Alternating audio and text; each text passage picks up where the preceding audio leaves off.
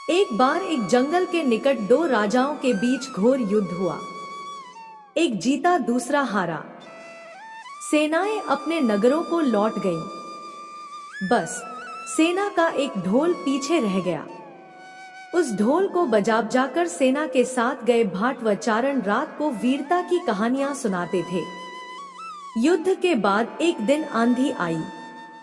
आंधी के जोर में वह ढोल लुढ़कता पुढ़कता एक सूखे पेड़ के पास जाकर टिक गया। उस पेड़ की सूखी टहनियां ढोल से इस तरह से सट गई थी कि तेज हवा चलते ही ढोल पर टकरा जाती थी और रमाड मडमाडम की गुंजायमान आवाज होती। एक सियार उस क्षेत्र में घूमता था। उसने ढोल की आवाज सुनी। वह बड़ा भयभीत हुआ। ऐसी अजीब आवाज बोलते पहले उसने किसी जानवर को नहीं सुना था।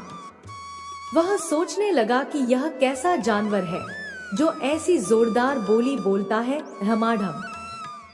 सियार छिपकर ढोल को देखता रहता, यह जानने के लिए कि यह जीव उड़ने वाला है या चार टांगों पर दौड़ने वाला। एक दिन सियार झाड़ी के पीछे छुपकर ढोल पर नजर रखे था। तभी पेड़ से नीचे उतरती हुई एक गिलहरी कूदकर ढोल पर उतरी। हल्की सी ढम की आवाज भी हुई। गिलहरी ढोल पर बैठी दाना कुतरती रही। सियार बड़बड़ाया, ओह, तो यह कोई हिंसक जीव नहीं है। मुझे भी डरना नहीं चाहिए।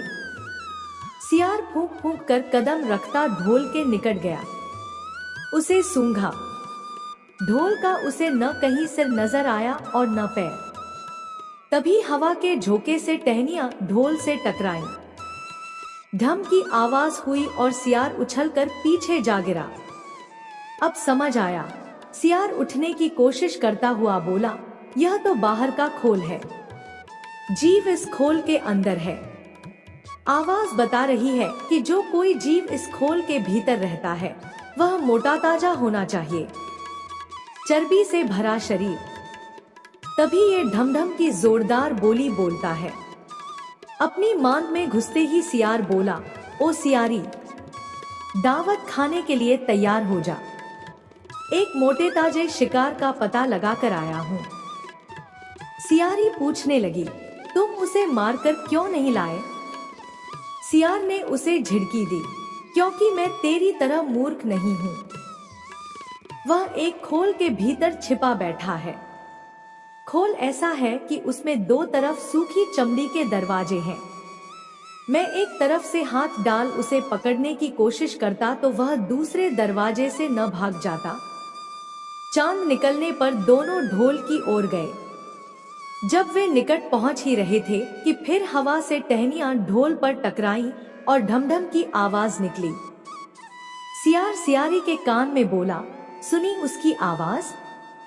जरा सोच, जिसकी आवाज ऐसी गहरी है वह खुद कितना मोटा ताजा होगा। दोनों ढोल को सीधा कर उसके दोनों ओर बैठे और लगे दांतों से ढोल के दोनों चमड़ी वाले भाग के किनारे फाड़ने। जैसे ही चमड़ियां कटने लगी, सियार बोला, होशियार रहना।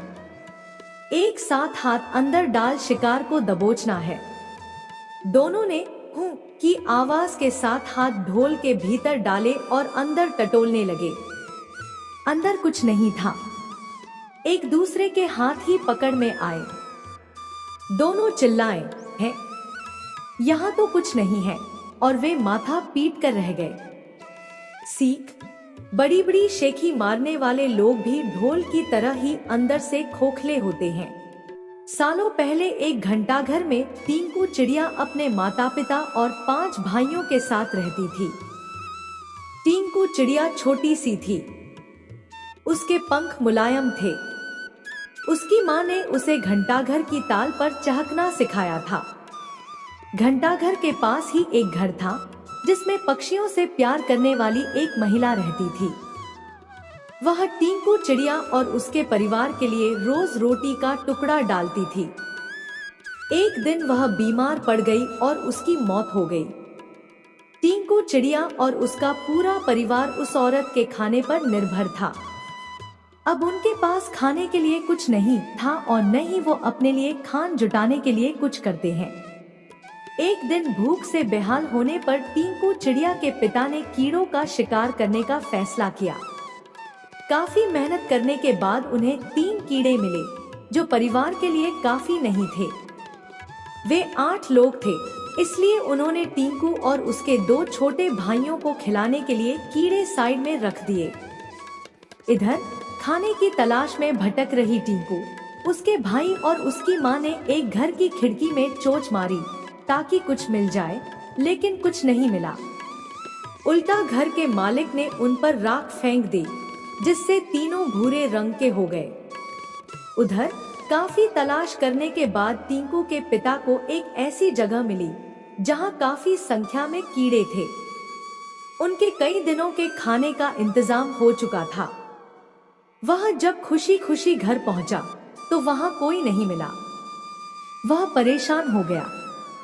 तभी टिंकू चिड़िया, उसका भाई और माँ वापस लौटे तो पिता उन्हें पहचान नहीं पाए और गुस्से में उन्होंने सबको भगा दिया। टिंकू ने पिता को समझाने की काफी कोशिश की। उसने बार बार बताया कि किसी ने उनके ऊपर रंग फेंका है, लेकिन टिंकू के हाथ असफलता ही लगी। उसकी माँ और भाई भी निराश हो गए, लेकिन टिंकू ने हार नहीं मानी। वह उन्हें लेकर तालाब के पास गई और नहलाकर सबकी राख हटा दी। तीनों अब अपने पुराने रूप में आ गए। अब टिंकू के पिता ने भी उन्हें पहचान लिया और माफी मांगी। अब सब मिलकर खुशी खुशी एक साथ रहने लगे। उनके पास खाने की भी कमी नहीं थी। कहानी से सीख, कभी भी किसी पर पूरी तरह निर्भर नहीं रहना चाहिए। इंसान को खुद मेहनत करके अपनी जरूरत की चीजों को जुटाना चाहिए।